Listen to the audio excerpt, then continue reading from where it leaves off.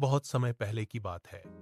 पहाड़ों और नदियों से घिरा एक विशाल और सुंदर जंगल था। उस जंगल में तरह तरह के जानवर रहते थे। हिरण, खरगोश, बंदर, भालू, लोमड़ी और हाथी सब अपने अपने काम में व्यस्त रहते और मिलजुल कर जीवन बिताते थे। लेकिन उसी जंगल में एक बहुत बड़ा और ताकतवर हाथी भी रहता था, जिसका नाम था गजेंद्र। हाथी गजेंद्र अपनी ताकत पर बहुत घमंड करता था।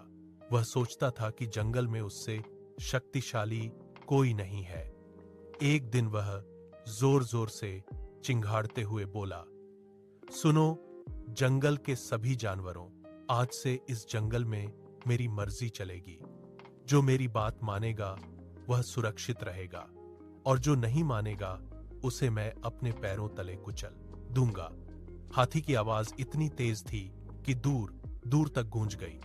छोटे छोटे जानवर डर गए। खरगोश अपने बिलों में छिप गए, हिरण जंगल के दूसरे कोनों में भाग गए और बंदर पेड़ों की ऊंची शाखाओं पर जा बैठे। हाथी गजेंद्र को दूसरों को डराकर बहुत मजा आता था। कभी वह पेड़ों को तोड़ देता, कभी जानवरों के घर उजाड़ देता। अगर कोई जानवर उसके रास्ते में आ जाता तो वह उसे धक्का देकर गिरा देता। धीरे धीरे जंगल के सभी जानवर उससे परेशान हो गए। एक शाम जंगल के बीच बड़े बरगद के पेड़ के नीचे सभी जानवरों की सभा हुई। भालू बोला, अगर ऐसा ही चलता रहा तो हम सबका जीना मुश्किल हो जाएगा। हिरण बोला, लेकिन हम उस हाथी से लड़ भी तो नहीं सकते, वह बहुत ताकतवर है। तभी एक छोटा सा खरगोश आगे आया। उसका नाम था चिक्कू।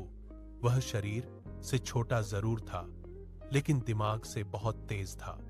खरगोश चिक्कू बोला, डरने की जरूरत नहीं है, ताकत से नहीं तो बुद्धि से हम उसे हरा सकते हैं। बस मुझे एक मौका दीजिए। सब जानवरों ने उसकी बात मान ली। अगली सुबह खरगोश चिक्कू धीरे धीरे हाथी के पास गया। हाथी नदी के किनारे खड़ा पानी पी रहा था। खरगोश ने झुककर कहा, हाथी महाराज, गजेंद्र की जय हो। हाथी ने घमंड से पूछा, कौन हो तुम? खरगोश बोला, हाथी महाराज, मैं जंगल के जानवरों का दूत हूं। हम सबने आपको अपना राजा मान लिया है, लेकिन एक बड़ी समस्या हो गई है। हाथी ने भौहें चढ़ाते हुए पूछा, कैसी समस्या?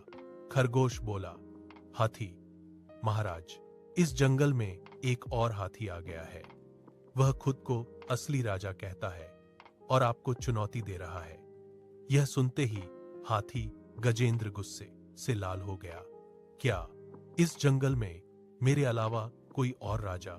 चलो मुझे अभी उसके पास ले चलो। खरगोश मन ही मन मुस्कुराया और बोला, आइए हाथी महाराज, मैं आपको उसी के पास ले चलता हूं। वह हाथी को जंगल के बीच एक गहरे कुएं के पास ले गया। कुएं का पानी बिल्कुल साफ था और उसमें देखने पर साफ साफ परछाई दिखाई देती थी। खरगोश बोला, हाथी महाराज, वही रहा वह दूसरा हाथी, नीचे झांक कर देखिए।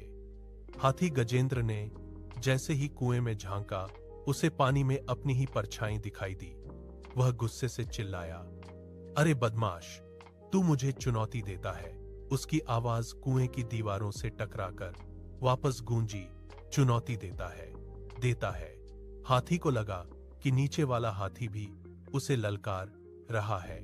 गुस्से में अंधा होकर हाथी गजेंद्र जोर से चिल्लाया और उस दूसरे हाथी को मारने के लिए सीधे कुएं में कूद पड़ा।